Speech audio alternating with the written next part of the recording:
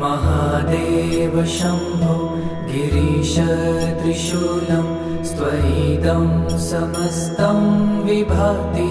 तयस्मात् शिवदान्यथा दैवतं नाभिजाने शिवोऽहं शिवोऽहं शिवोऽहं शिवोऽहम्